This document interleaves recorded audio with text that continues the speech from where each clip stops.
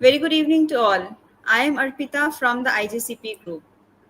And yes, before introducing the topic for today, I'm going to introduce our distinguished speaker for today's session first, and then we'll go to the topic. So we have with us today Professor Dr. I.B. Vijayalakshmi ma'am, a pioneer in the field of pediatric cardiology. She is a professor emeritus and former head of the Department of the Pediatric Cardiology at the renowned Sri Jayadeva Institute of Cardiovascular Sciences and Research, India. Ma'am has made monumental contributions to the advancement of cardiac care in children and is widely respected for her expertise in fetal cardiology. She has also served as the past president of the Indian Academy of Echocardiography and continues to inspire generations of clinicians through her research, clinical excellence, and mentorship. Thank you, ma'am. Thank you so much for joining in. Thank you so much for giving us your precious time. And yes, Thank you, Ankita. we are really privileged, ma'am, and the topic that ma'am is going to discuss today is advances in fetal cardiology. So, ma'am, with this, I would now request you to please start with the topic for today. Over to you, ma'am. Thank you so much. Good evening, Ankita, and good evening, everyone. Today, I'm going to speak about advances in the fetal cardiology. It's really a fascinating one. In Dwapar Yuga, when Krishna was telling about the Chakra Vyuha, Abhimanyu in the womb of his mother kept on saying yes. And it appeared like a cock and bull story. But today, when we look at the advancement in the fetal cardiology, we know that that could be true. And you can see that we can do anything and detect all the changes. So, recent advances in fetal cardiology have focused on expanded prenatal screening, improved imaging techniques, and enhanced therapeutic interventions. These advancements allow for earlier and more accurate diagnosis of congenital heart defects, better management of pregnancies with the fetal cardiac issues, and more effective treatment options for the affected fetuses. Expanded prenatal screening is also known as expanded carrier screening. That means genetically, if they are carrying something that can be detected, is a genetic test and that screens for a wider range of genetic conditions rather than just traditional screening methods. It is offered to all women wishing to be pregnant or undergoing pregnancy, regardless of their ethnicity or family history. This type of screening identifies individuals who carry a gene for a specific genetic disorder, even if they don't have the condition themselves. That means they are not suffering, but they are carrying the genes. Expanded carrier screening panels can test for dozens or even hundreds of conditions. Carrier screening involves testing a sample of blood, saliva, or tissue from inside the cheek, that is the buccal cavity. Test results can be negative you, if you do not have the gene or positive if you have the gene. Typically, the partner who is most likely to be a carrier is to be tested first. And what is non-invasive prenatal testing? It's called as NIPT. And this analyzes the cell-free fetal DNA in the mother's blood to screen or chromosomal abnormalities like Down syndrome, Edwards syndrome, and Patu syndrome. And this expanded NIPT may include screening for the other chromosomal conditions like microdeletion and then also microduplications. More intense genetic testing of embryos is in our future as we move from expanded DNA testing of children to the fetuses and finally to the embryos.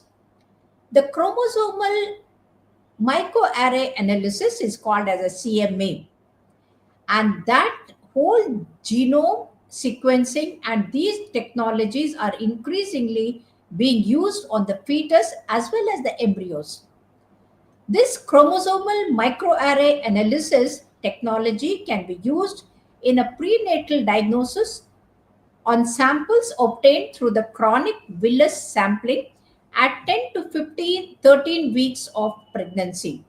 That means in a very early pregnancy by taking the amniocentesis at 15 to 20 weeks of pregnancy, especially in the older pregnant women.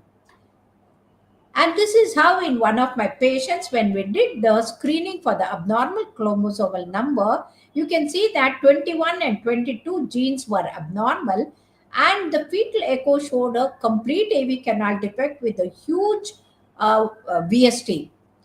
And then we explained to the parents this is how the child will look if it is born, and even if we operate and rectify the cardiac problem, the child will not be normal, mentally it will not be normal, and then it was deleted.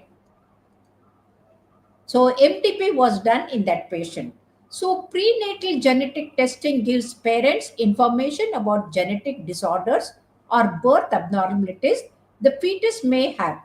Unlike some of the routine parental tests like blood tests, blood counts, and glucose screening, and all these things, these are optional. And if it is required, it is tailor made for that patient. Fetal anatomy scan is important, uses ultrasound to evaluate the fetus physical structures, including the developing brain skeleton, heart, kidneys, abdomen, face, arms, and legs. This is important because any anomaly is not single. There is a like a birds of the same feather flock together. In the same way, the anomalies will be multiple, and we have to see the fetus as a whole. This ultrasound is usually done at 18 to 20 weeks gestation. As you see here, instead of child being born with the whole Taram syndrome like this, we can detect it in advance in the fetus itself, and then if we require, we can terminate if the parents want.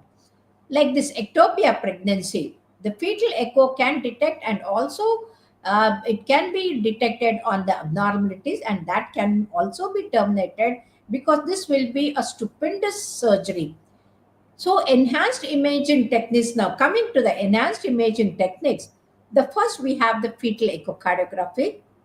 Improvement in ultrasound technology such as high frequency transducers, harmonic imaging, and color Doppler have enhanced the accuracy of the fetal heart assessments. Then we have 3D, 4D imaging, and these techniques provide a more comprehensive view of the fetal heart, aiding the detection and the subtle abnormalities. And I'll show you the examples of all of them. Then we have the fetal MRI in a valuable complementary tool for diagnosing congenital heart diseases, especially when the echocardiography is inconclusive and when assessing it in complex heart defects is difficult.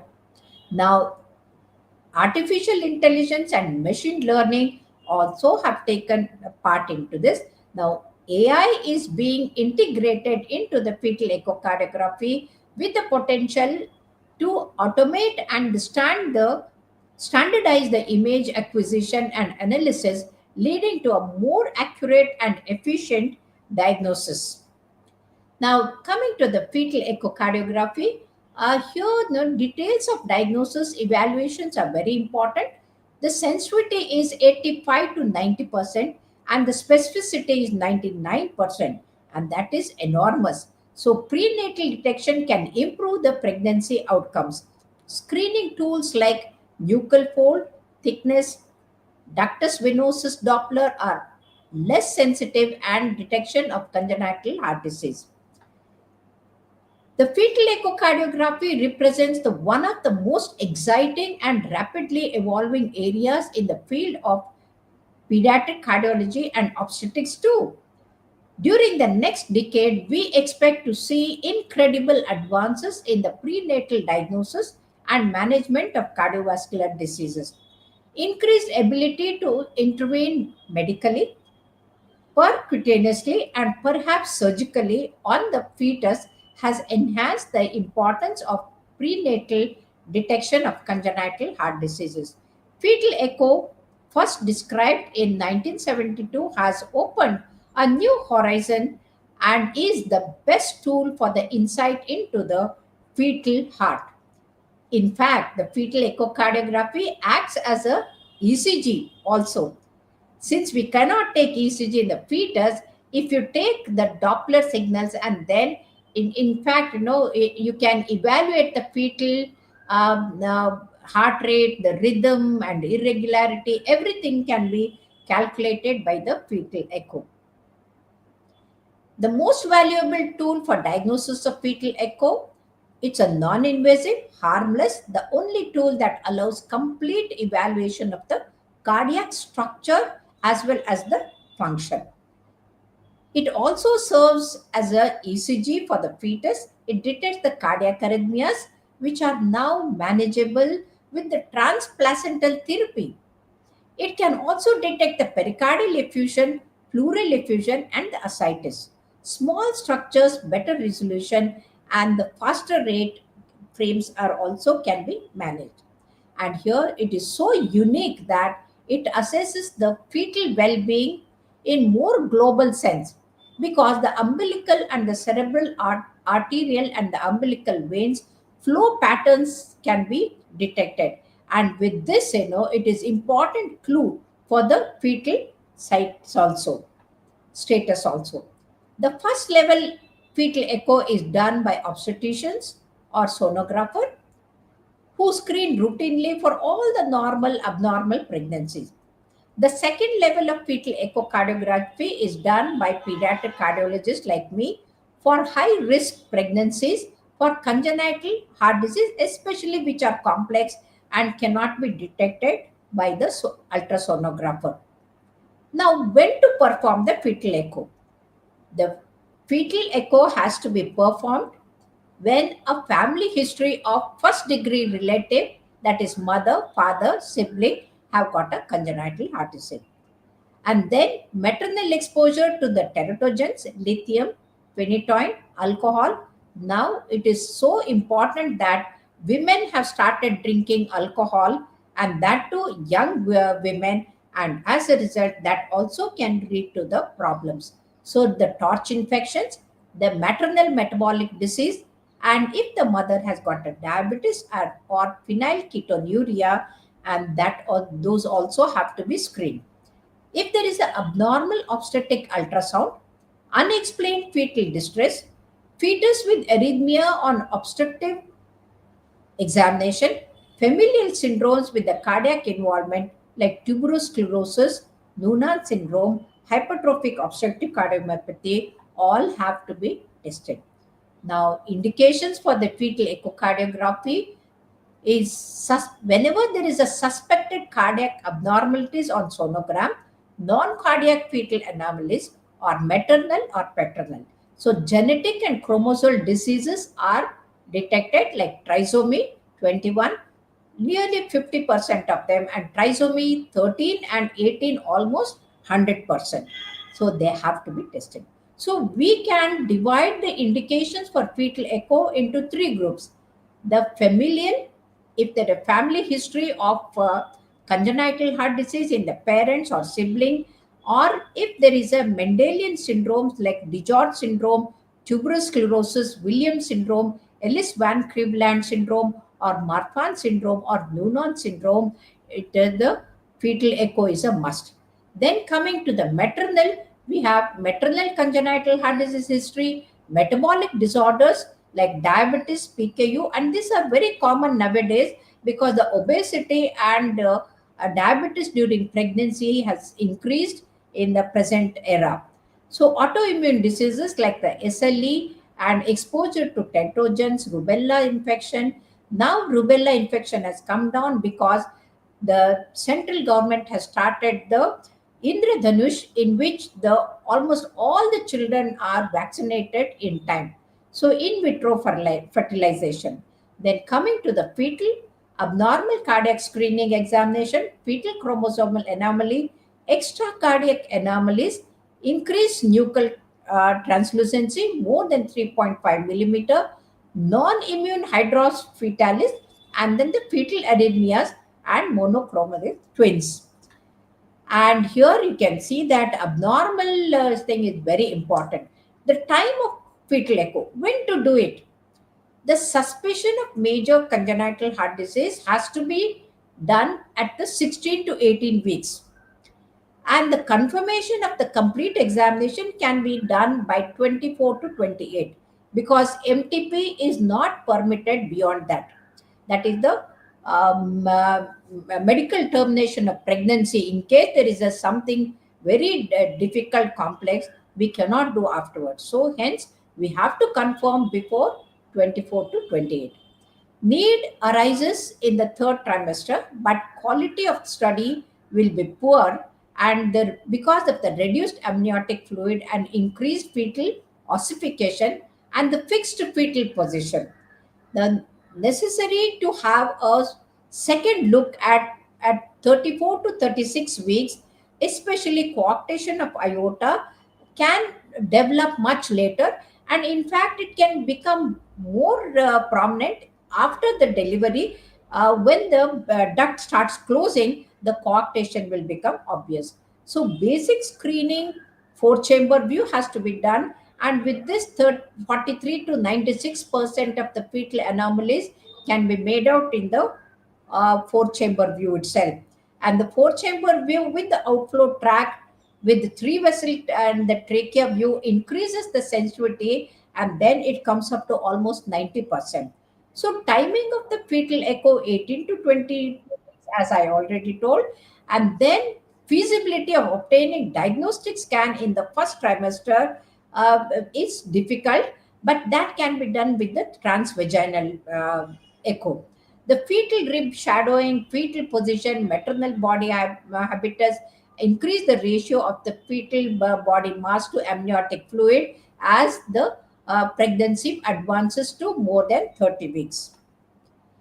Now, challenges are the structures are very small, better resolution, faster heart rate, almost 140, 150, varying maternal habitus, and then it is moving. The speed and the dynamic safety concerns, and hence equipment and the technical settings are very, very important.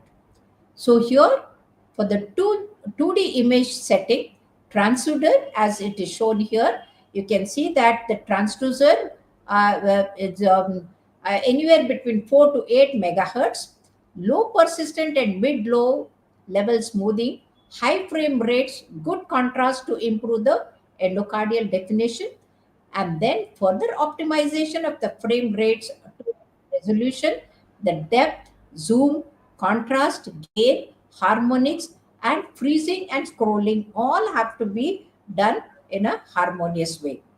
So cardiac imaging views, that we have to start with the abdominal situs, four chamber view, and then four chamber view with the angle towards the five chamber view, and the short axis sweep, then cephaloid angling, and that includes the three chamber view. And this is how we have to go on changing the position so that of the transducer, so that we get the three vessel and trachea view also.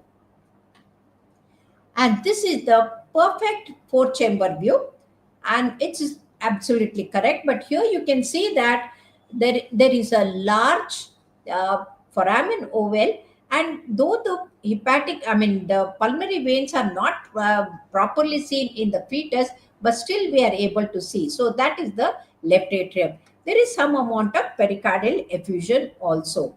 And here you can see that abdominal sinus, you can see that the stomach lies to the on the left side, and the aorta is anterior, and then the spine is on the other side. The IVC is anterior to the right of the aorta. So this is the situs solitus.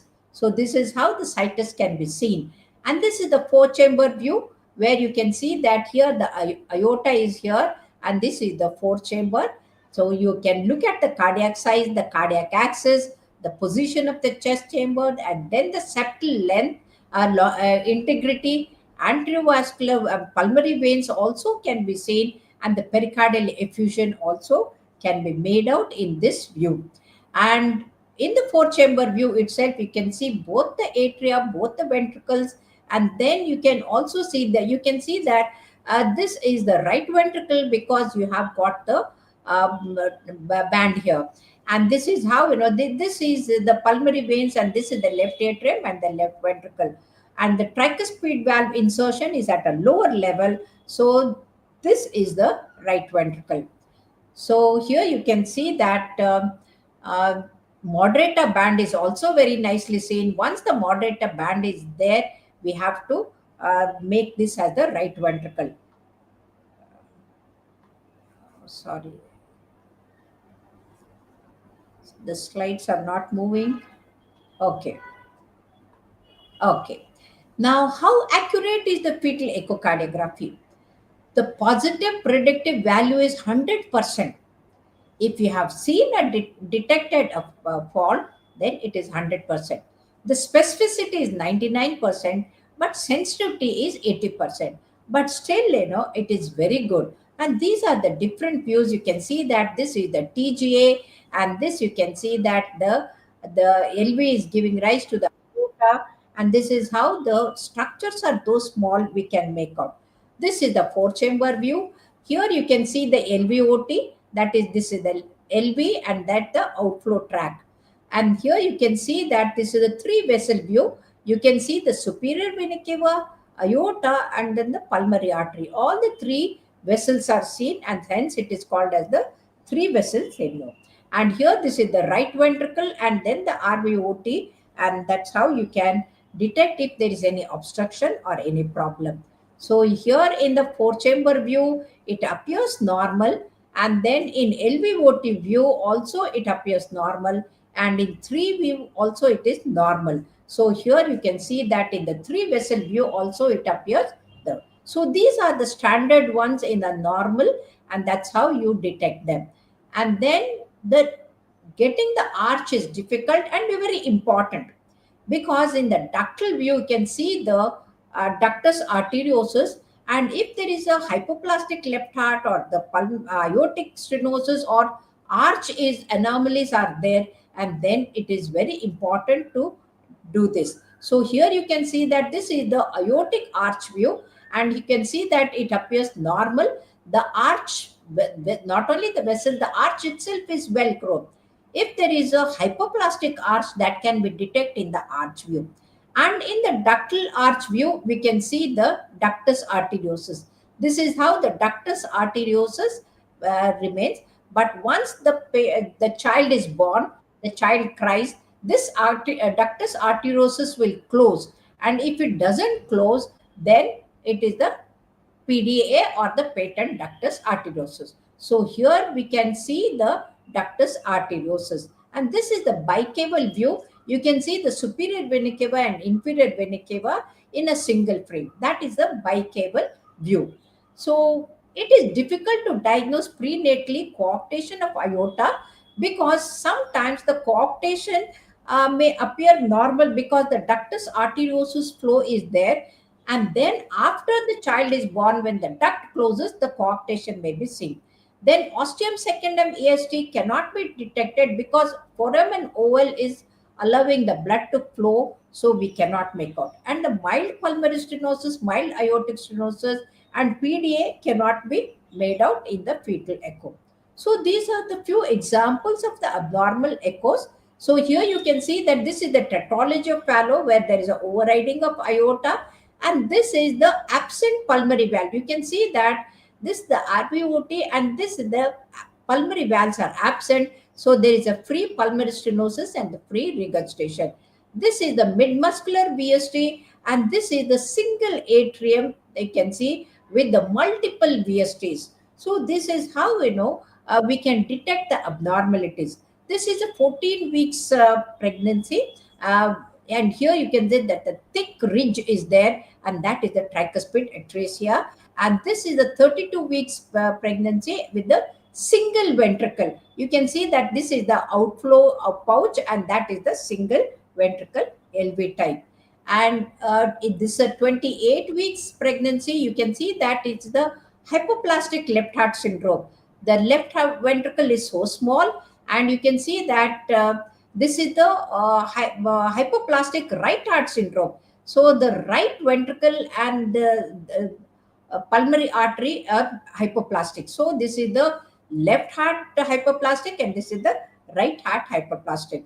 So abnormal fetal echoes, you can see to the complex, to the single ventricle, to the double inlet ventricle, to the tricuspid atresia, to the single ventricle, all can be detected, and they can be terminated if the parents wish. And this is a 24 weeks large VST. You can see that there is a huge VST. And this is a single atrium. You can literally see that there is no septum primum or septum secundum, and this is the single atrium with the multiple VSTs. And here, this is a 24 weeks with the severe tricuspid regurgitation with the hydros fetalis. You can see that this is the ascites and then the pericardial effusion. So, pericardial effusion, pleural effusion, and then the ascites all can be detected. And here you can see that there is a severe tricuspid regurgitation. And this is the 26 weeks with the tetralogy of Fallot, overriding of aorta, and then non-restrictive VST is very nicely seen. So here you can see that tetralogy of Fallot, apical non-compaction also can be made out very well, and the single atrium, single ventricle, and absent pulmonary valves all can be made out.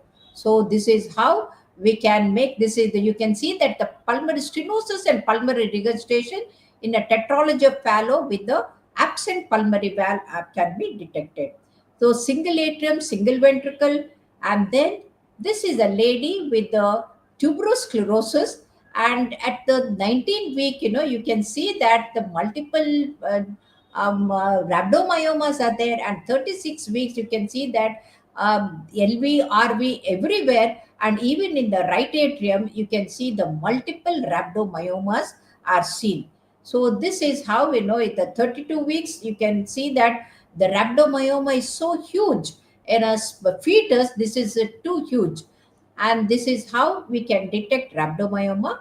Apart from that, you can see that there is a Epstein's anomaly also can be made out in the 26-week gestation. And here you can see that that there is a severe TR, and atrialized right atrium is so huge. So this is how you can see that this is the atrialized right atrium because of the Epstein's anomaly, and you can also measure the distance from the position. So here you can see that Epstein's anomaly, what we detected was diagnosed, proved to be right afterwards, and the fetal arrhythmias can be made out. And this is how this patient had the triplets, and then we could see the heart of the all the three ones. So normal reassurance, just tell the parent nothing to worry, don't worry, everything will be fine.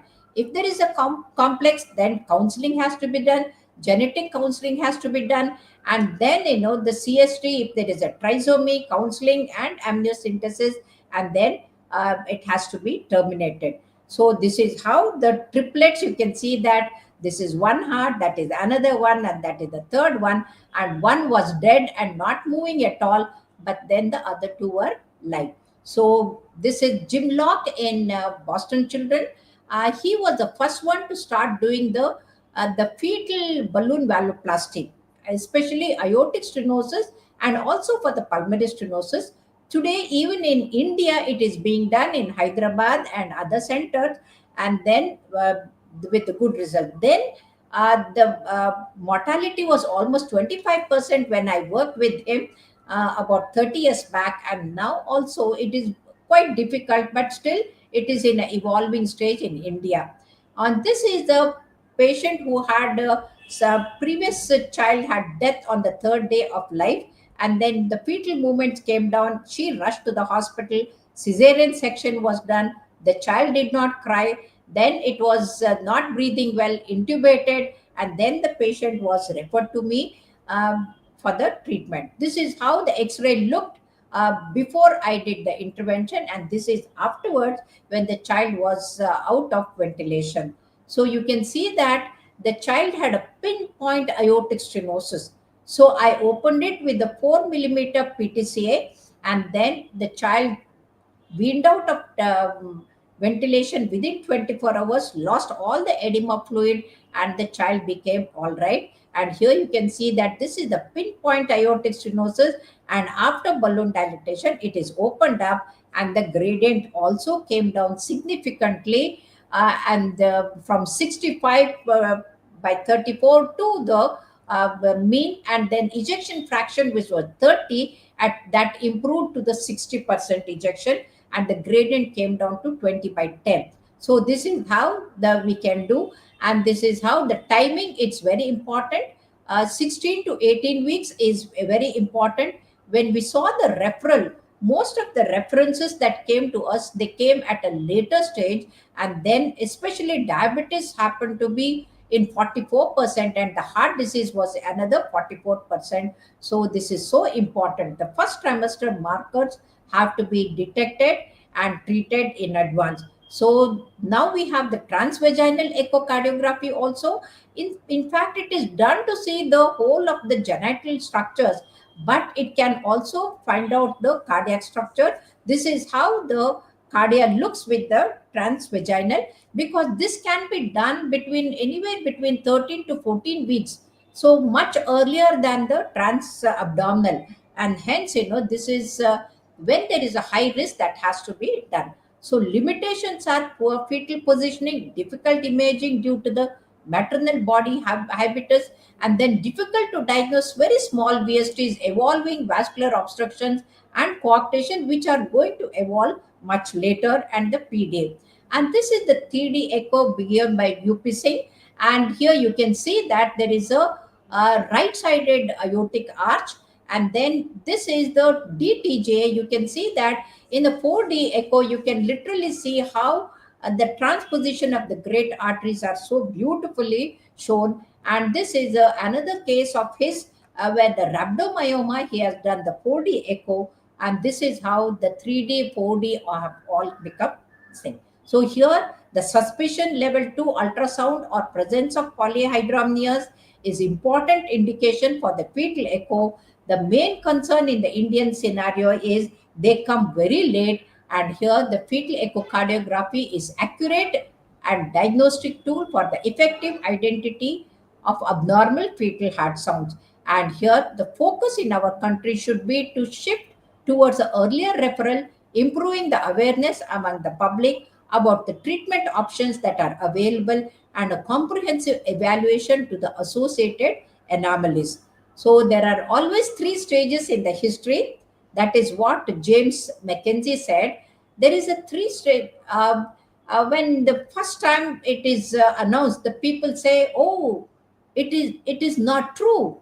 Then when it is later, it is the truth is emphasized, then they say it is not important. After that, it is importance becomes sufficiently obvious, they say it is not new. So you may say fetal echo is not new, but it is very important, and it is true, and hence we have to give importance. Now, when you ask who wants to change, everybody will raise the hand. Who wants to change? Nobody raises the hand. But now, to reduce the fetal wastage and then the death, we have to do the fetal echocardiography, and then the fetal cardiology has come in a long way to prevent the complex congenitals and the surgery in the post partum period. So, superior doctors prevent disease, mediocre doctors treat the disease before it is evident, and inferior doctors treat full blown disease. So, we have been doing the trying to save once the DTJ is born, and try to save it and keep the duct open and all that, and that is the inferior. But the superior doctors will detect in time and take the precaution. Of course, doing the fetal echo is difficult. It is almost like this champagne, head down you have to do, but then it is worth it, because you are giving the uh, best quality of treatment to the fetus as well as the mother. And thank you very much for your kind and the patient hearing. Thank you. Thank you so much, ma'am. It was a wonderful talk. Now, Thank with you. your permission, can I take the Yeah, questions from please, our please, audience? please, please, please. Ma'am, the first question is, what are the key challenges faced in prenatal counseling and decision making after detecting fetal cardiac anomalies. Yeah, this is a very challenging one, and especially, if it is a present child and then the mother has become pregnant after so long, they are not ready to accept. So we have to have the proof and show them, see, this is the genetic. I showed like gene 21, 22 are abnormal, and the AV canal defect is there, and this is how the Down syndrome will be there. When you describe the whole picture, and then they will be convinced. So we have to have more patience and then very kind to the parents and then explain authentically with the proof. Right, ma'am. The next query is, how do you see emerging technologies like the AI and the 3D echocardiography transforming the fetal cardiology in the near future? Yeah, that's a really very important. Since I don't have any experience in the AI, I did not speak about it, but I just mentioned that AI is going to change the whole future because it will reconstruct the whole image and show it as like a reality to the parents, and that will be more convincing for them.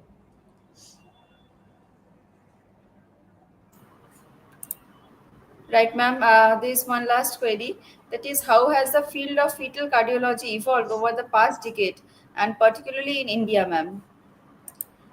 In fact, when I started 20 years back, and then I spoke about it in the All India radio, and the lady who interviewed me, she got the best award in Delhi because it was in the beginning, that is 20 years back. And today, almost all the centers are doing it.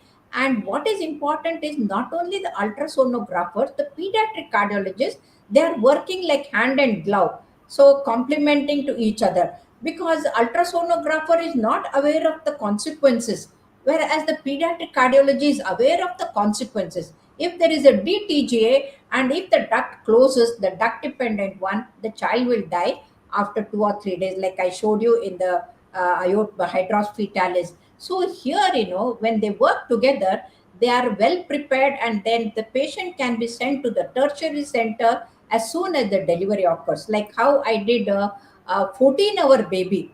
So child was born in the evening, and the next day morning I did the aortic balloon valvoplasty. So that's how we can collaborate with the obstetrician, neonatologist, and the pediatric cardiologist and the sonographer. All of us, we have to. It is like a teamwork, and then pediatric cardiologist is a captain, so we can give the best to the child as well as the mother. Thank you, ma'am. Thank you so much for answering all the Yeah. queries. And before concluding today's session, ma'am, thank you so much for giving us your valuable time and effort. This session has not only been informative but also deeply inspiring, especially for those committed to advancing maternal and child health. Correct. So, ma'am, Yes, once again, yes. thank you so much for your. And the session has been very enriching to all of us. Thank you so much for sharing your expertise. Thank you so much. Shubha Sanjay to everyone. Namaskar. Thank you. Thank you. Thank you all for joining with this. We are concluding the session here. Thank you.